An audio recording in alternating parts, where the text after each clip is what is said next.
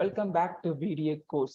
So இந்த course இந்த செஷனில் நம்ம என்ன பார்க்க போகிறோம் அப்படின்னா 8.2 விச் மீன்ஸ் த ஃபர்ஸ்ட் யூனிட்ல இருக்க second topic is types of data அப்படின்ற types of data in finance domain அப்படின்ற டாப்பிக்கை வந்து நம்ம வந்து இங்கே வந்து டிஸ்கஸ் பண்ண போகிறோம்.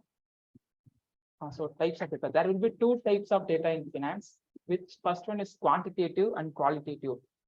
ஆல்ரெடி உங்களுக்கு நான் சொல்லியிருக்கேன், குவான்டிடேட்டிவ் அப்படின்னா மோஸ்ட்லி நியூமெரிக்கல் டேட்டாவா இருக்கும். அது எல்லாமே குவான்டிடேட்டிவ்னு சொல்லுவோம். ஸோ இப்போ குவாலிட்டேட்டிவ்னா என்ன? அப்பார்ட் ஃப்ரம் நியூமெரிக்கல் டேட்டா இருக்கிறது எல்லாமே குவாலிட்டேட்டிவ்னு சொல்லுவோம். So in general terms data is expressed in numbers அப்படின்னு சொல்லுவாங்க குவான்டிட்டியை.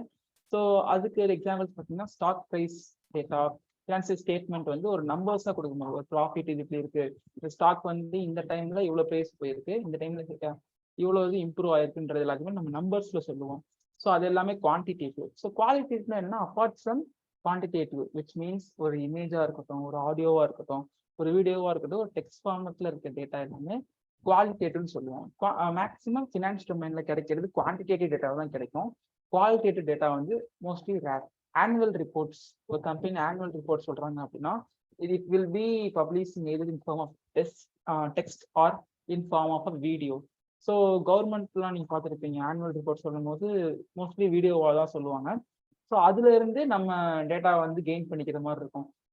இன் ஜென்ரல் டேர்ம்ஸ் இதை ஒரு இன்ட்ராக்டிவா எப்படி சொல்றாங்க அப்படின்னா, குவாலிட்டேட்டிவ் வந்து கோல்டு மெயின்ஸ்னு சொல்றாங்க. ஸோ எல்லாம் பார்த்துருப்பீங்க, கோல்டு மெயின்ஸ் என்ன இருக்கும்? கோல்டு நமக்கு டேரக்டா கிடைச்சிடாது, அதை நம்ம தோண்ட தான் நமக்கு கோல்டு கிடைக்கும். அதே மாதிரி குவாலிட்டேட்டிவை நம்ம நல்லா வித்து அனலைஸ் பண்ணும் போது அதுல இருந்து டேட்டாவும் இன்ஃபர்மேஷனும் கிடைக்கும். பட் குவான்டிடேட்டிவ் அப்படி கிடையாது, டைரக்டாவே டேட்டா நமக்கு அங்கே இருக்கும் நியூமெரிக்கல் ஃபார்மேட்ல. ஸோ இது ரெண்டுமே ஈஸியாக நீங்கள் அண்டர்ஸ்டாண்ட் பண்ணிக்கிறதுக்காண்டி நான் ஒரு எக்ஸாம்பிள் எடுத்து வச்சிருக்கேன். ஸோ அது பார்த்தீங்கன்னா ஈஸியாக புரியும். இது வந்து நிஃப்டி அப்படின்னு சொல்லிட்டு ஒரு ஸ்டாக். ஸோ உங்க எல்லாருக்குமே ஸ்டாக் பற்றி நிறைய தெரிஞ்சுக்க வாய்ப்பு இருக்கு. தெரியாதவங்க ரிசர்ச் பண்ணி நல்லா தெரிஞ்சுக்கோங்க. நிஃப்டின்னு ஒரு ஸ்டாக் இருக்கு.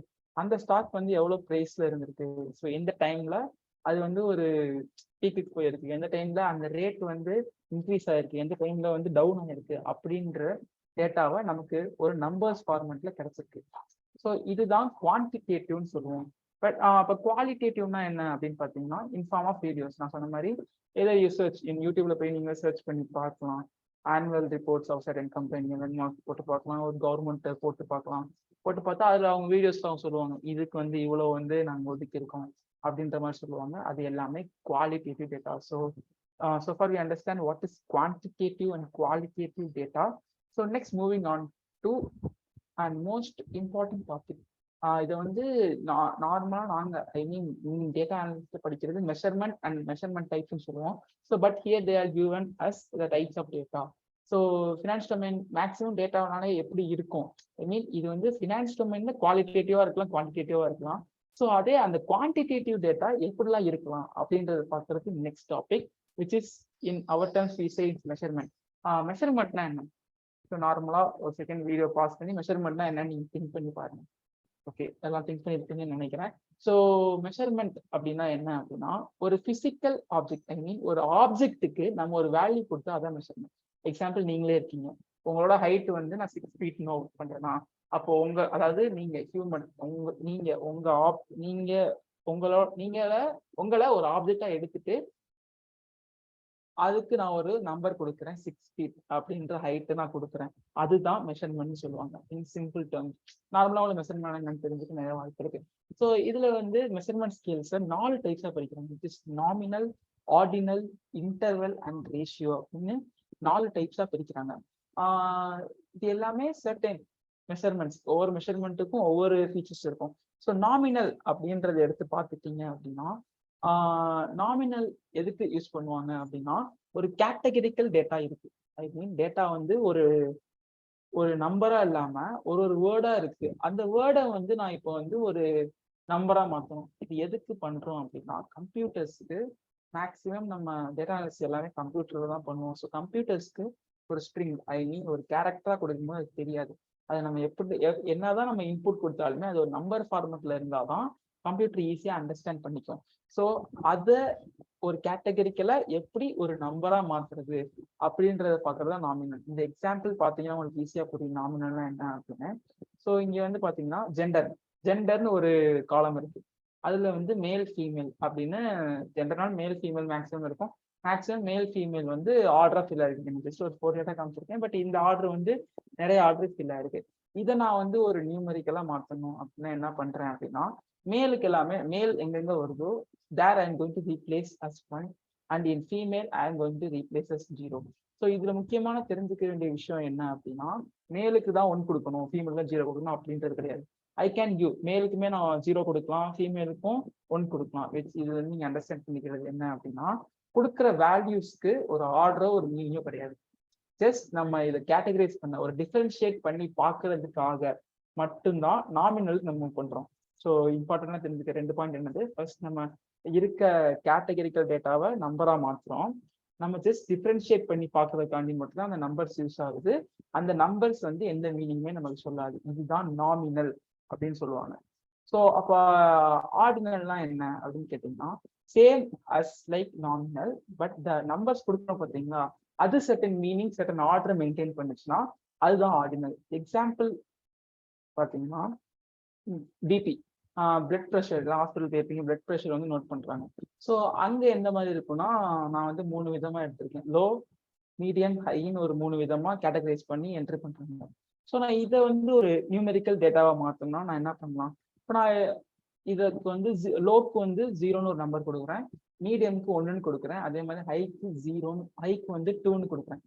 ஸோ இது மூலயமா என்ன தெரியுது அப்படின்னா, லோனா 0, அதுக்கு ஒரு ஆர்டர் மெயின்டைன் ஆகுது. ஏன்னா லோனா கம்மியா இருக்கணும், ஸோ 0ன்ற ஆர்டர் அதுக்கு மெயின்டைன் ஆகுது. அதே மாதிரி மீடியம்னா 1ன்னு இருக்கணும், ஹைனா 2ன்னு இருக்கணும்.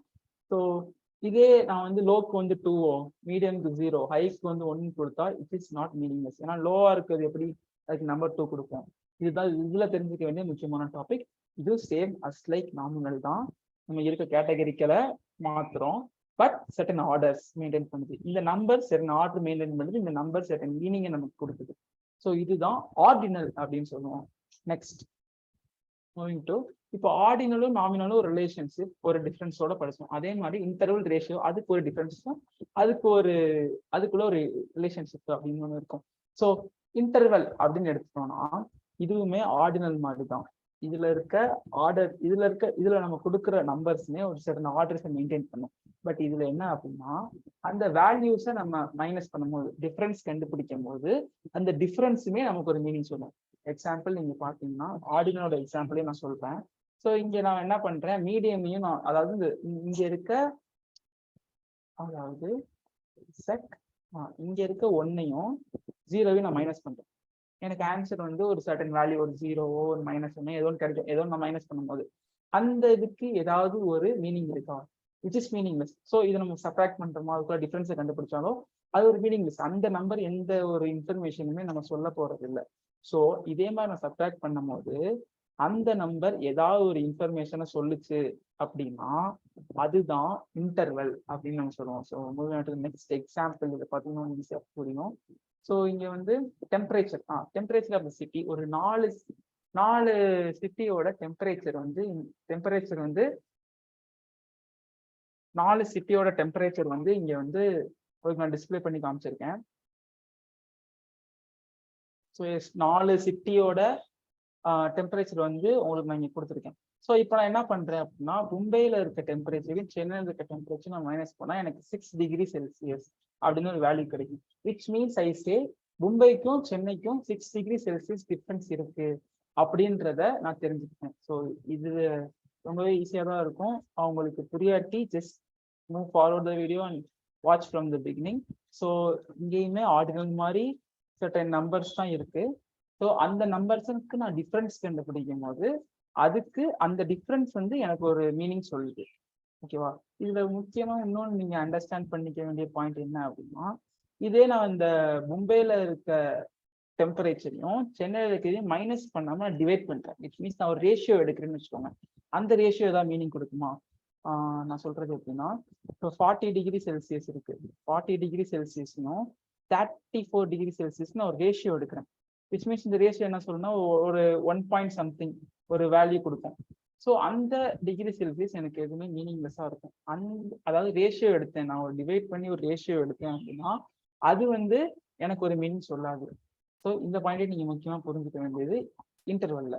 ஸோ இது ஓவர் கம் பண்ணி இந்த இன்டர்வல்ல டிவைட் பண்ணும்போது எனக்கு ஒரு மீனிங் கொடுத்துச்சு அப்படின்னா that is ratio. That is our next topic. That is our next topic. So yes, that is next to move to ratio. Differences are meaningful, plus ratios are also meaningful. So இந்த ratio interval என்ன சொல்ல வருது அப்படின்னா, இந்த ரேஷியோன்றது வந்து எல்லாத்தோட கேரக்டர்ஸுமே இருக்கும். நாமினலோட கேரக்டர்ஸும் இருக்கும், ஆர்டினலோடதும் இருக்கும், இன்டர்வலோடதும் இருக்கும். பட் இங்க வந்து டிவைட் பண்ணும்போது அதுக்கு ரேஷியோ எடுக்கும் போதும் நமக்கு வந்து ஒரு வேல்யூ கிடைக்கும்.